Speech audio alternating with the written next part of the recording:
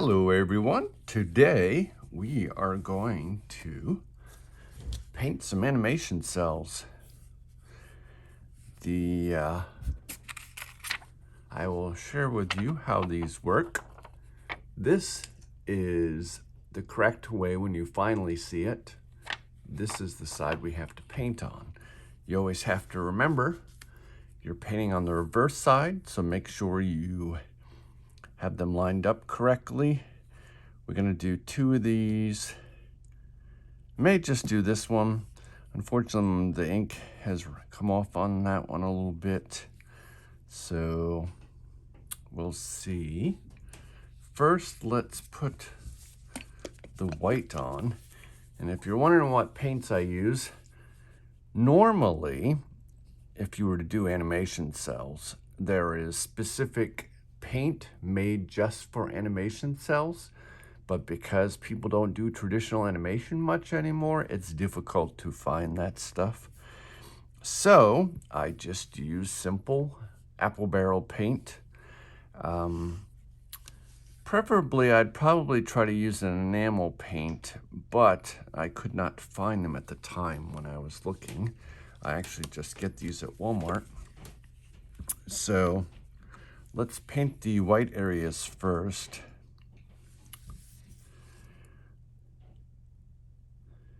And I don't normally talk when I'm painting, so if I don't talk a lot, that would be why. It kind of breaks my concentration, because you gotta be really neat and stay in the lines. It's like doing a coloring book in reverse. And as you can see, when you flip it over, there you have your white. And I think I got all this. You usually can hold it up to a light, or you can put a darker surface underneath to be able to see where the light's coming through. And this one, I don't know what that vibrating noise is. I think the washing machine's going. But there's the tail. And normally I let these dry while I work on the next colors, but for now we're going to go in here and we're going to attempt, actually let me get the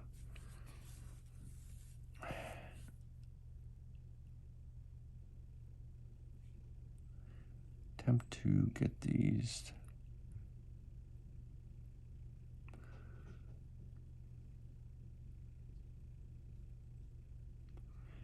So there we go. And then we're going to get the next eye. This is the white of the eye we're doing first. And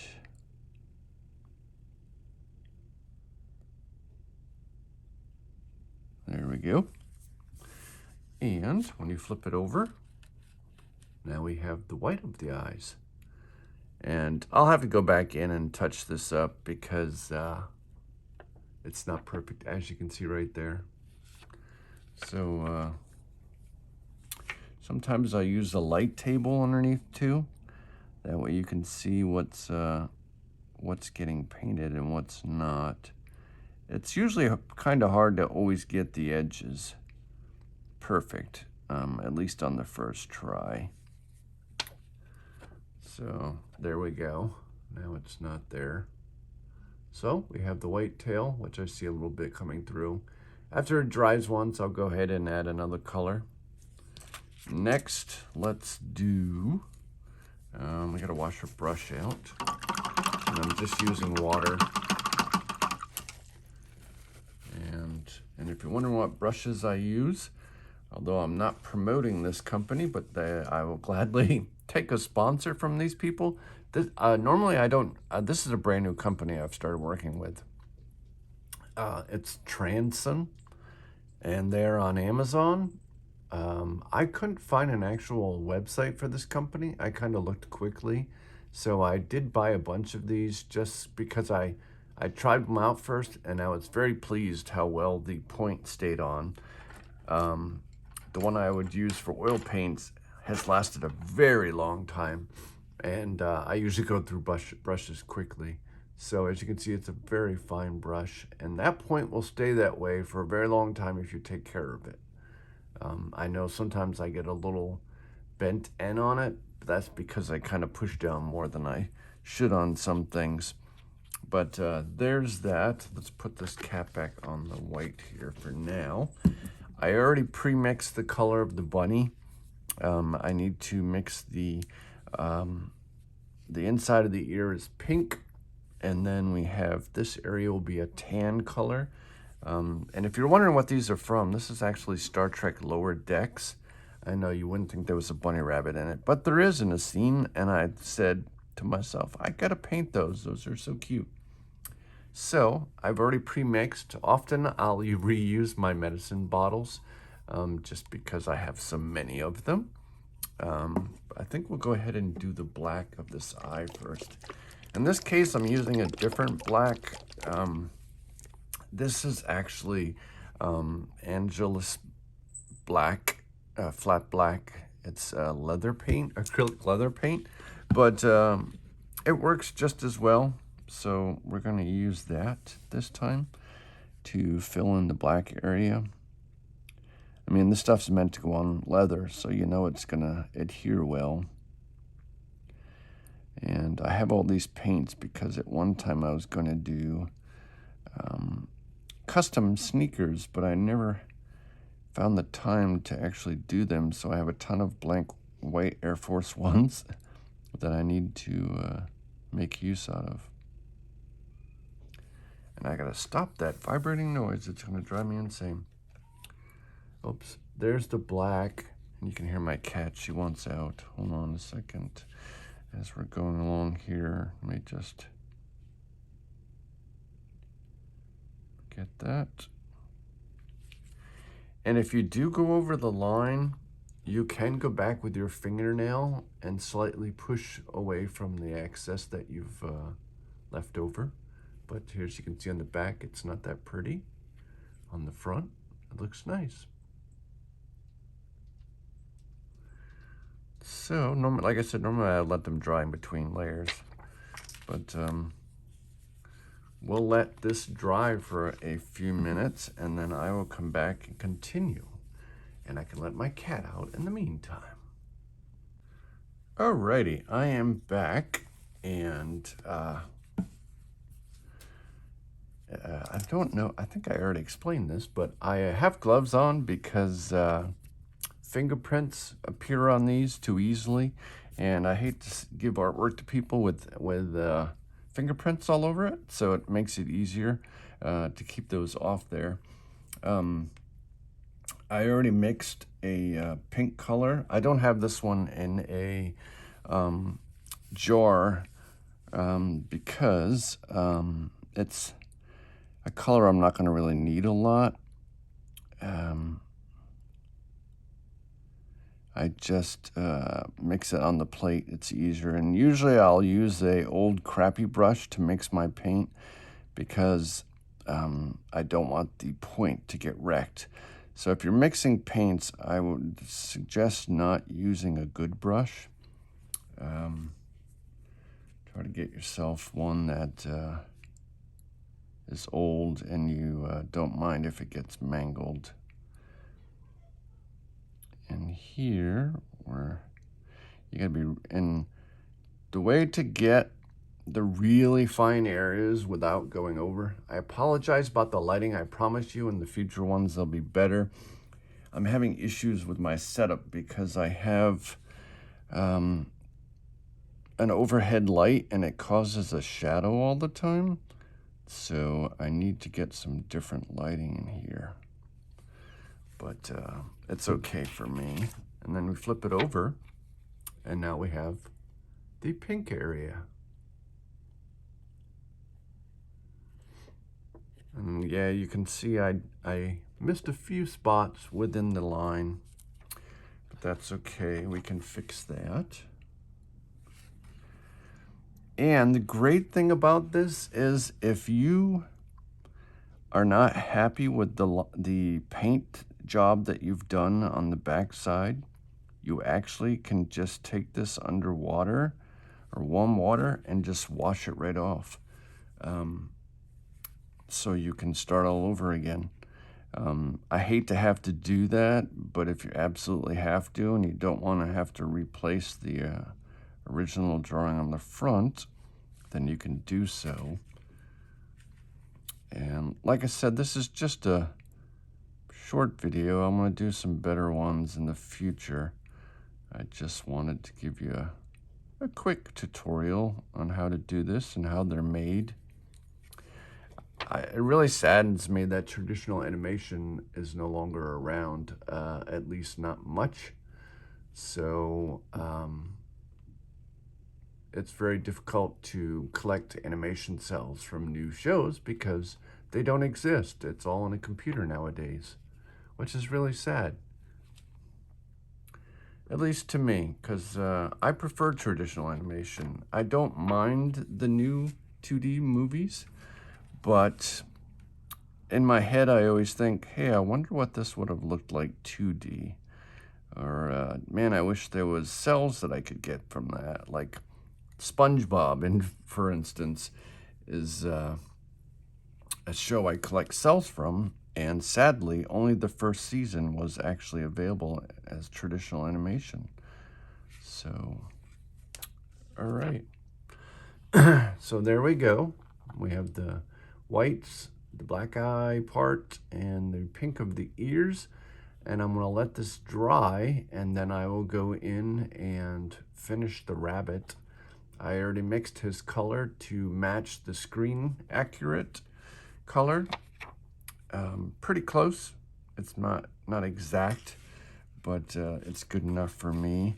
I just have to make sure that it's within the company's colors, because they like you to try to stay as close as you can to the original as possible. I'm going to put a little bit of more paint on here just because I think I can see some brief light.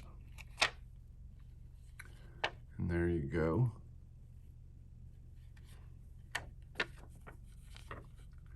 I still would like to fix that white a little bit. I think I'll wait till the end.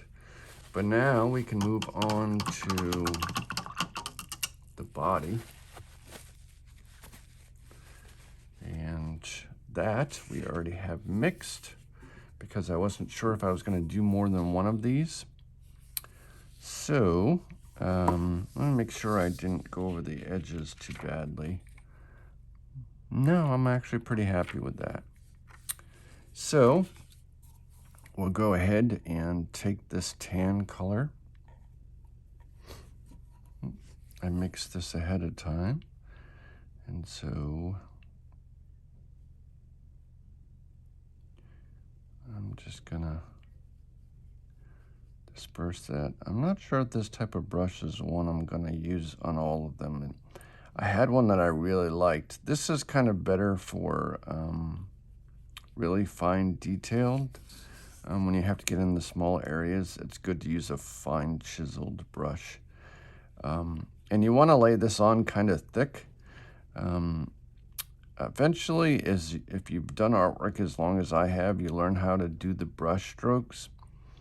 Because a lot of people just push down. They think that that's going to work better, but it actually doesn't. If you use a very light sweeping motion, you can get better layers because you're not touching the background.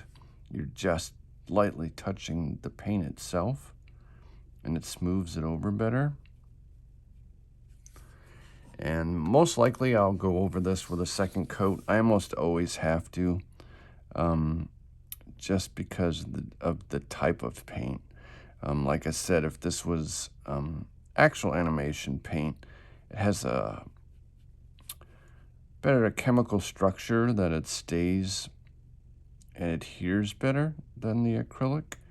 I mean, acrylics, this really wasn't meant to paint animation cells. It's kind of just meant for crafts and such. But like I said, it's very difficult. There used to be a company in Canada that produced all these paints, because a lot of the old cartoons, like the Ewok cells I have and stuff, all that was painted in Canada and done in Canada. I mean, not all of it. A lot of stuff also went overseas, and it was done by Asian companies, just because, sadly, they chose cheap labor and people who didn't get paid well to do those cartoons that we enjoyed so much. And I know that for a fact because I'm friends with an animator who used to work on old cartoons like Winnie the Pooh and such. And they got no credit for any of the work. So no disrespect to the previous animators, but the ones that colored in all the artwork and stuff, they got no credit hardly at all. There was a lot of people involved to get the cartoons done, because as you can see, I'm already, 8 minutes in, even though I'm kind of describing to you. You're definitely in a normal pace, would be moving a lot faster because there's 24 frames per second. So that's a lot of drawings to color in. So that is why they have so many people working on these. And usually, most of the time, women were the ones who were the people who colored the cells, both front and back. And they did not make the wages men did, which is unfortunate because it's a lot of work. And women were more, I guess, better at it because they have steadier hands. I apologize for the darkness. I promise I'll make some better adjustments to the future ones. I just wasn't happy with the shadow that was happening over this. So, but yeah, I really am a huge fan of traditional art. It's what I grew up with. I have mad respect for the people who worked on those things. It's just so much work. And let's see how we're doing on the other side. There we go. So far, it's a little blotchy, but we'll fix that. And like I said, probably need a few coats. What I usually do is I'll work on a few at once. And so I will work on all one character at one time. That way I can get... I won't have to keep taking out all the paints and deal with having a million things on the table at once. So I'll usually just do one at a time, one person at a time, because then it kind of gets a lot of hand.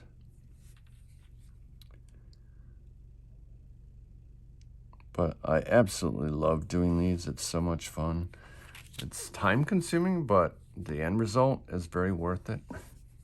Is that proper English? Very worth it? I don't know. I don't think so. But I've always enjoyed these. I've done animation cells since I was 14 years old. I used to practice doing Disney cells all the time. Always wanted to be a Disney artist. Unfortunately, I didn't follow that path to do Disney animation. We didn't have money growing up, so I didn't think I would be going to college anyways. I'm sure my mom would have found a way for me to get there, but I just didn't do it. So everything that I learned, I taught myself. And back in the day, we didn't have YouTube to just type in how to do animation or whatever else. So I would gather Disney books or watch Disney cartoons and kind of just learn on my own. I'm not 100% if his belly is the same color, so I'm going to leave that for a moment until I double check the reference. I don't have it in front of me. Normally what they do when you do an animated cartoon is they have a color key in front of them which tells them exactly what area and what colors to use on each character. And they'll have one mocked up and it'll say, you know, each section, what color it's supposed to be. But for now, there we go. We have a cute little bunny. Like I said, I gotta, just in this lower area, I gotta double check. But that's a quick video on how to do an animation cell. And I will be having more of these to show you. Just that I do this quick one as a preview. And if you haven't already, please subscribe. And I will talk to you again soon. And thanks for taking the time to watch my videos. I greatly appreciate it. Bye-bye.